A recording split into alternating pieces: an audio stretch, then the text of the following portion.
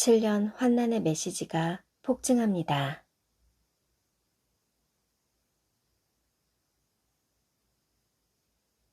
세계가 전염병과 전쟁으로 요동치는 상황입니다.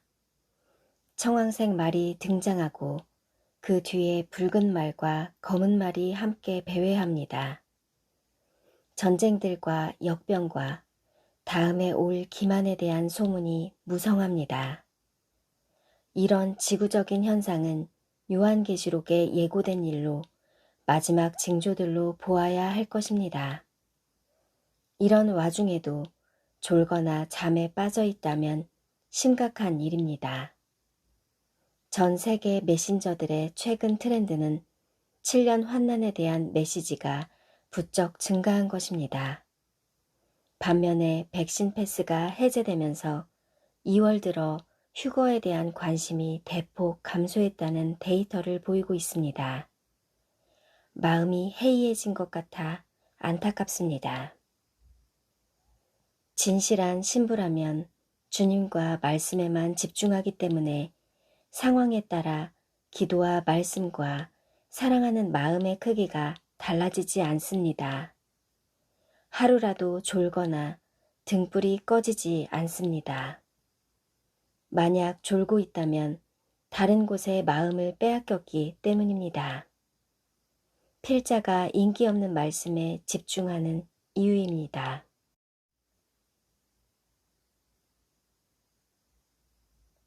어떤 분들은 휴거자는 소수에 지나지 않을 것이라고 거북하게 말합니다. 또 다른 그룹은 믿는 신자들이 모두 휴거될 것이라고 듣기 좋게 말합니다. 마지막 때는 죽고 사는 일이 달려서 귀에 즐거운 메시지나 전하는 것은 위험한 일입니다. 필자는 기본적으로 전자의 견해를 수용하지만 혼인잔치에 손님들이 많아야 한다는 생각에도 동의합니다. 부활의 순서에 따르면 첫째 부활과 둘째 부활 사이에는 1000년의 간격이 있습니다.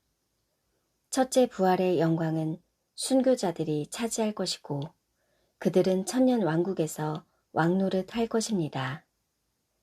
둘째 부활에 참여하는 신자들은 1000년 왕국 후에 부활하여 백보좌 심판을 거쳐 새 하늘과 새 땅에 들어갑니다. 첫째 부활과 둘째 부활 사이에 간극을 둔 것은 그들의 수고와 보상에 대한 차이를 고려한 것입니다. 그렇다면 살아있는 신자들도 이런 차이를 두실 것이라고 예상할 수 있습니다.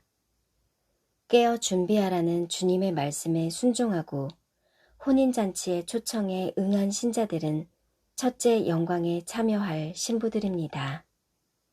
두 번째 그룹은 위험한 코스를 통과하며 대가를 치러야 합니다. 새로운 흑암의 질서에서는 기만의 거대한 물결에서 살아남아야 합니다.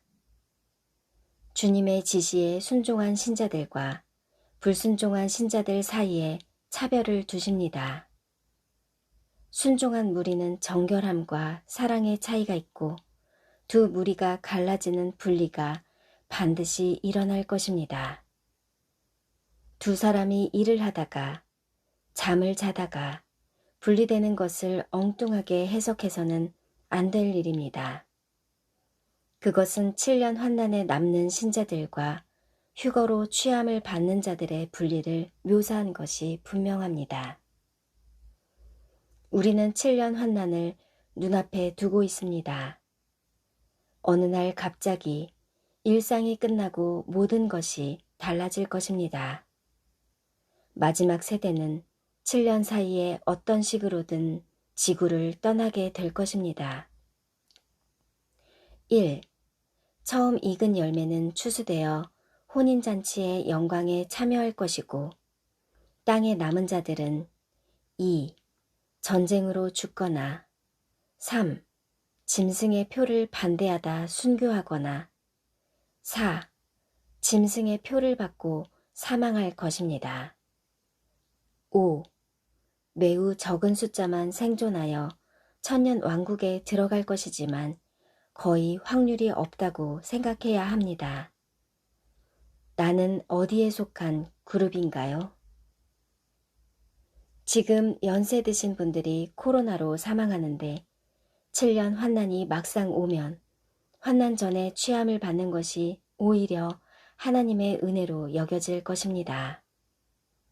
전반기의 전쟁으로 인류의 3분의 1이 사망할 것인데 후반기 환난을 통과하는 대신에 이것도 하나님의 은혜로 여길 것입니다. 머지않아 이런 때를 가정해 봅니다. 교회의 휴거가 얼마 전에 실제로 발생하였고 세계와 인류는 극도의 카오스에 빠진 상황입니다. 잠시 동안 혼돈의 시간이 지나고 적그리스도가 나타나 7년 언약을 맺었습니다. 7년 환난이 시작된 것입니다. 이때 남은 자들은 휴거의 영광은 놓쳤지만 순교의 영광을 감안하여 어떤 일이 있어도 두 번째 기회를 잡으려고 할 것입니다. 모든 것이 분명해진 만큼 죽음의 공포도 이겨낼 수 있을 것 같습니다. 지금은 환난 전반기이지만 평화와 안전의 시기도 아니고 깨어 있어야 할 필요성이 지나갔습니다.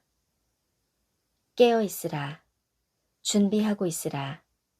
이 말씀은 더 이상 유효하지 않은데 이미 성취되었기 때문입니다. 그러므로 휴거는 환난 전에 대한 말씀이라는 것이 분명해졌습니다. 남은 자들은 두 번의 1260일, 2520일의 카운트다운이 시작되는 것을 볼 것입니다. 이 상황을 땅에서 목격한다면 어떻게 하시겠습니까? 도망가야 할까요? 순교를 각오하고 일상을 계속 유지해야 할까요?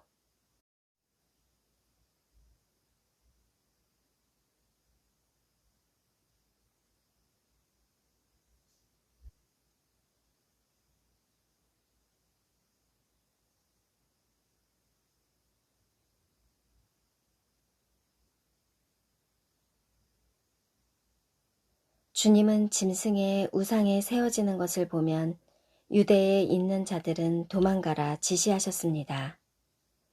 그러므로 너희가 선지자 다니엘이 말한 바 멸망에 가증한 것이 거룩한 곳에 선 것을 보거든 그때에 유대에 있는 자들은 산으로 도망할지어다. 이와 유사한 상황을 성경에서 찾아보겠습니다. 요셉은 꿈에 아기를 데리고 이집트로 피하라는 지시를 받고 이집트로 떠났습니다. 하나님은 얼마든지 요셉의 가족을 유대 땅에서 보호하실 수 있었습니다. 그러나 하나님은 요셉에게 헤롯의 진노를 피해 산모와 아기를 데리고 먼 길을 떠나라고 지시하셨습니다. 베들레헴에서 이집트 국경까지는 약 130km로 먼 거리입니다. 하나님이 사역하시는 방법은 다양하고 가능한 갈등을 피하는 방법을 사용해 뜻을 이루어 가시기도 합니다. 믿음이 모든 문제를 정면 돌파하는 방법은 아니라는 겁니다. 예를 들어 큰 질병에 걸렸을 때 병원에 입원하기보다 기도원에 가서 문제를 해결하려다 죽는 사람들도 있습니다. 물론 하나님께 응답을 받고 기적으로 치유되는 경우도 있지만 흔한 일은 아닙니다. 하나님께서 구체적으로 특별히 지시를 하지 않았다면 병원에 가야 합니다. 의술도 하나님의 은총이기 때문입니다. 하나님을 잘 믿으면 병에 걸리지 않고 복만 받으며 산다는 말은 무당이나 할 말입니다. 여담이지만 동방 박사에게 보인 별은 주기적으로 운행하는 별로 볼 수 없습니다. 예루살렘의 별을 관측하고 그 별을 성탄의 별로 여기는 사람들도 있지만 망원경으로 겨우 보이는 것을 그 당시 관측할 수 없고 그 별이 길을 인도할 수도 없는 것은 분명합니다. 그 별이 문득 앞서 인도하여 가다가 악이 있는 곳 위에 머물러 서 있는지라. 그들이 별을 보고 매우 크게 기뻐하더라. 이 별은 하나님이 그들을 안내하기 위해 특별히 준비하신 것입니다. 아니라면 1000km나 되는 먼 길을 올 수 없었을 것입니다. 특별하지 않았다면 그들이 출발하지도 않았을 것입니다. 그런데 1000km 거리를 안내하던 별이 왜 이스라엘 땅에 도착하니 잠시 사라진 것일까요? 별이 계속 안내하였다면 헤롯 왕에게 가서 물어보지도 않았을 것이고 곧장 베들레헴으로 가서 아기에게 경배했을 것입니다. 헤롯의 성품을 알지 못했던 박사들이 헤롯에게 왕으로 나신 아기에 대한 정보를 주게 되어 결과적으로 많은 아이를 죽게 했습니다. 헤롯의 호출에 왕에게 간 제사장과 서기관들은 메시아가 베들레헴에서 나올 것이란 예언을 증언했습니다.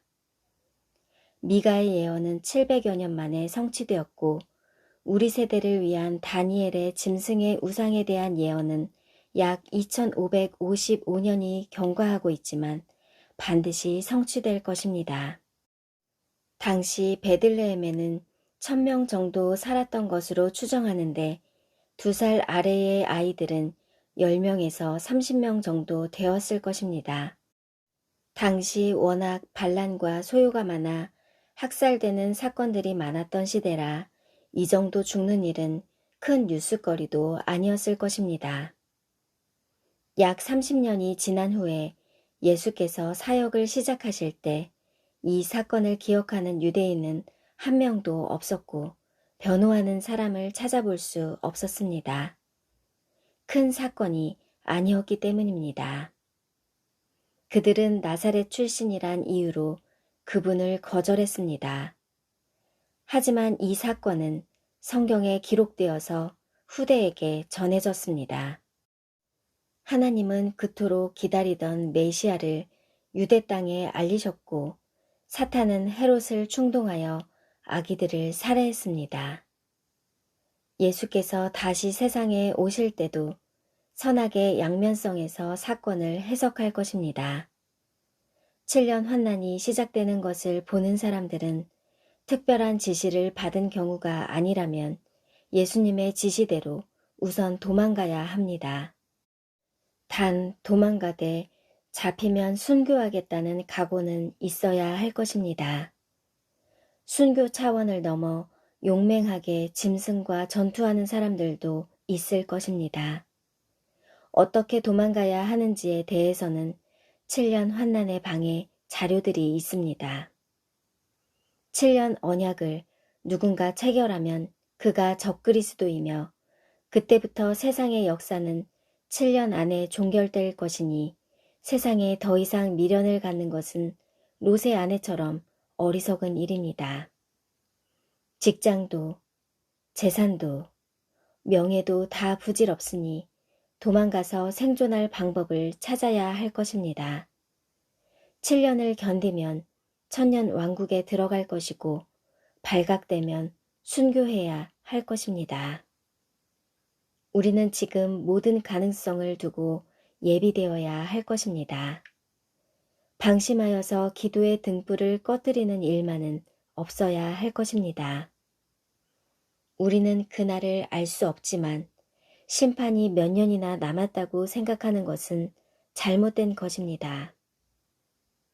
우리는 7년 환난을 눈앞에 두고 있습니다. 반역과 완고함으로 회개하지 않는 악한 세상에 심판이 임할 것이고 하나님의 심판은 의롭습니다.